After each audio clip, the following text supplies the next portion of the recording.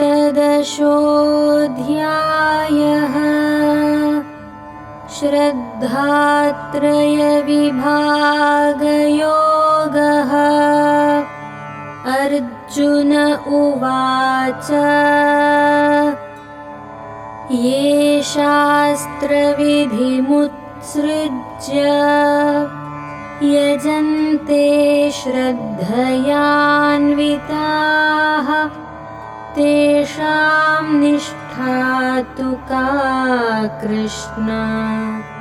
सत्त्वमाहो रजस्तमः सत्त्वमाहो रजस्तमः। श्रीभगवानुवाच त्रिविधा भवति श्रद्धा देहिनां सा स्वभावजा सात्विकी राजसी चैव तामसी चेति तां शृणु तामसी चेति तां शृणु। सत्त्वानुरूपा सर्वस्य श्रद्धा भवति भारत। श्रद्धामयोऽयं पुरुषः यो यच्छ्रद्धः स एव सः यो यच्छ्रद्धः स एव सः। यजन्ते सात्विका देवान् यक्षरक्षांसि राजसाः प्रेतान् भूतगणांश्चान्ये यजन्ते तामसा जनाः यजन्ते तामसा जनाः। अशास्त्रविहितं घोरं तप्यन्ते ये तपो जनाः दम्भाहङ्कारसंयुक्ताः कामरागबलान्विताः कामरागबलान्विताः। कर्षयन्तः शरीरस्थं भूतग्राममचेतसः मां चैवान्तः शरीरस्थं तान् विद्यासुरनिश्चयान् तान् विद्यासुरनिश्चयान्। आहारस्त्वपि सर्वस्य त्रिविधो भवति प्रियः यज्ञस्तपस्तथा दानं तेषां भेदमिमं शृणु तेषां भेदमिमं शृणु। आयुस्सत्त्वबलारोग्यसुखप्रीतिविवर्धनाः रस्या स्निग्धा स्थिरा हृद्याः आहाराः सात्विकप्रियाः आहाराः सात्विकप्रियाः।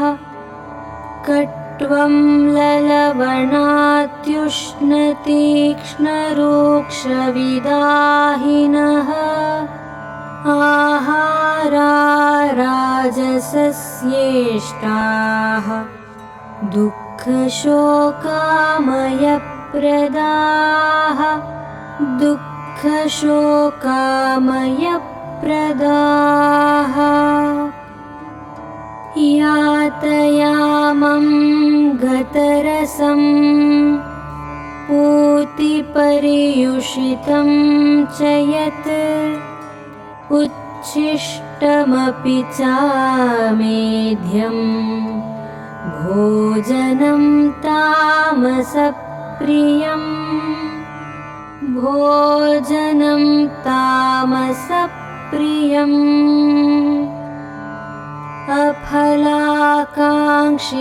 अफलाकाङ्क्षिभिर्यज्ञः विधिदृष्टो य युज्यते यष्टव्यमेवेति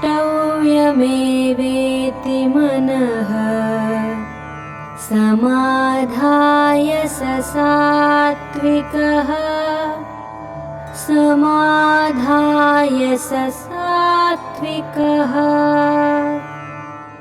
अभिसन्धाय तु फलम् दम्भार्थमपि चैव यत् युज्यते भरतश्रेष्ठ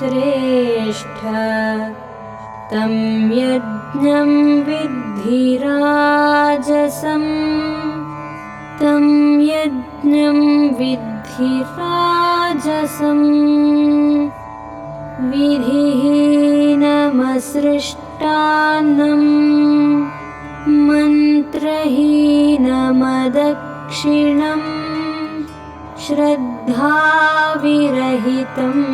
यज्ञं तामसं परिचक्षते तामसं परिचक्षते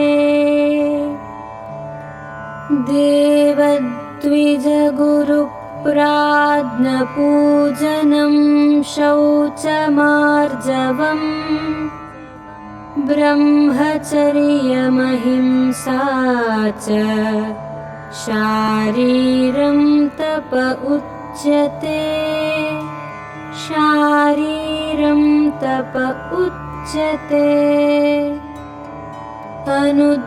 अनुद्वेगकरं वाक्यं सत्यं प्रियहितं च यत् स्वाध्यायाभ्यसनं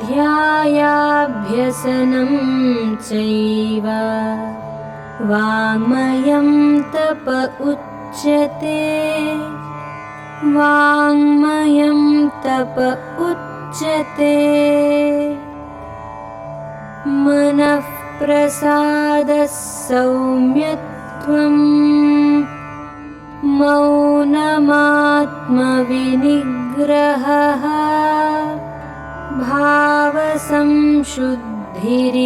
भावसंशुद्धिरित्येतत् तपोमानसमुच्यते तपोमानसमुच्यते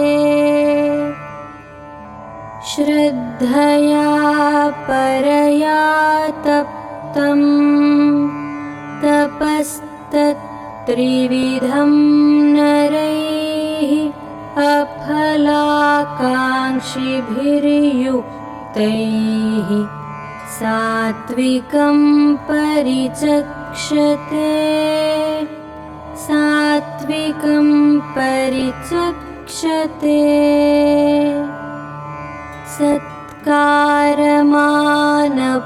सत्कारमानपूजार्थं तपोदम्भेन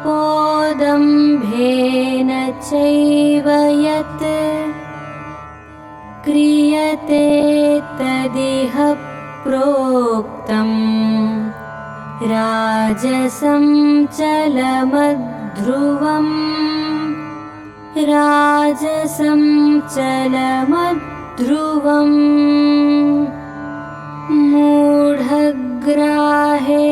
मूढग्राहेणात्मनो यत् पीडया क्रियते तपः परस्योत्सादनार्थं वा तत्तामसमुदाहृतं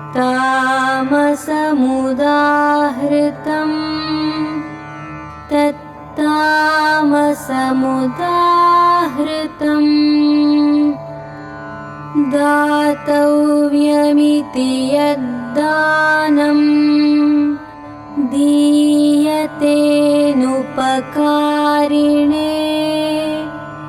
देशे काले च पात्रे च तद्दानं सात्विकं स्मृतम् तद्दानं सात्विकं स्मृतम्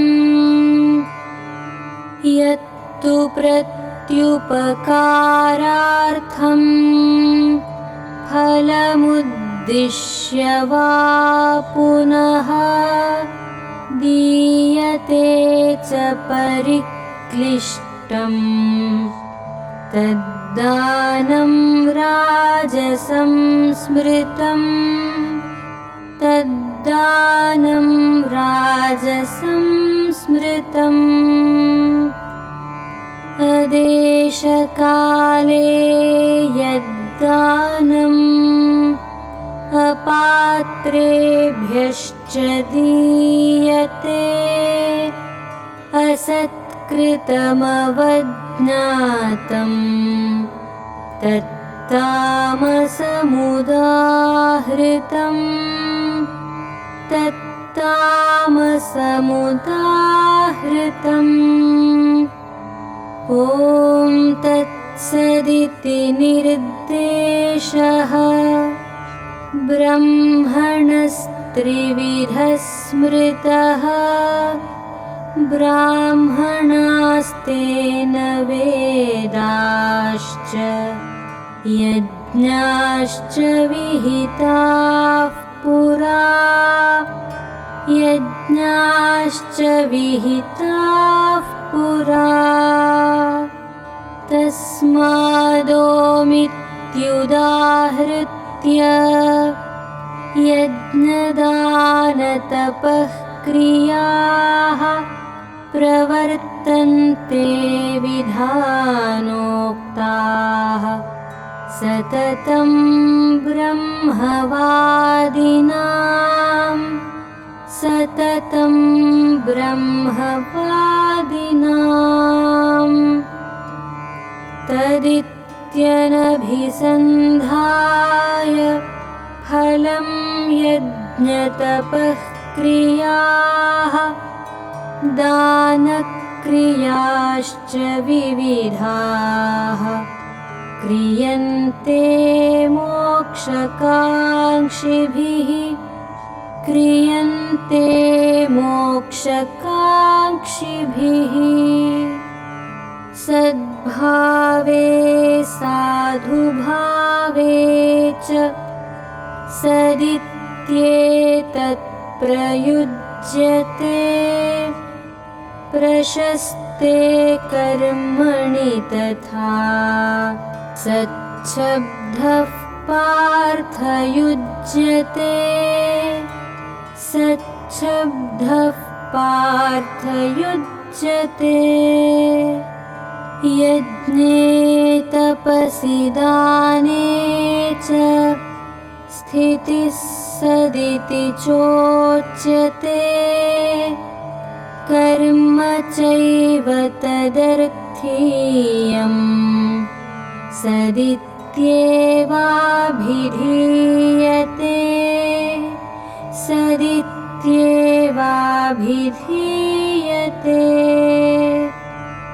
अश्रद्धया हुतं दत्तं तपस्तप्तं कृतं च यत् असदित्युच्यते पार्थ न च तत्प्रेत्य नो इह न च तत्प्रेत्य नो इह ॐ तत्सदिति श्रीमद्भगवद्गीतासु उपनिषत्सु ब्रह्मविद्यायां योगशास्त्रे श्रीकृष्णार्जुनसंवादे श्रद्धात्रयविभागयोगो नाम सप्तदशोऽध्यायः।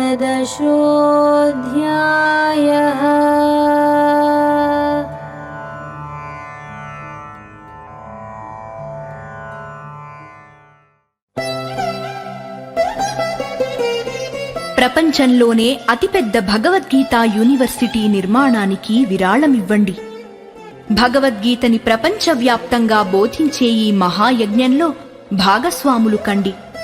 వివరములకి మా వెబ్సైట్ని సందర్శించండి, లేక 9128444555కి మిస్డ్ కాల్ ఇవ్వండి. ఈ విషయాన్ని, ఈ వీడియోని మీ మిత్రులకు షేర్ చేయండి. మన సనాతన ధర్మ పునరుద్ధరణకి మీ సహకారాన్ని అందించండి. ఓం తత్సత్. సర్వే జనా సుఖినో భవంతు.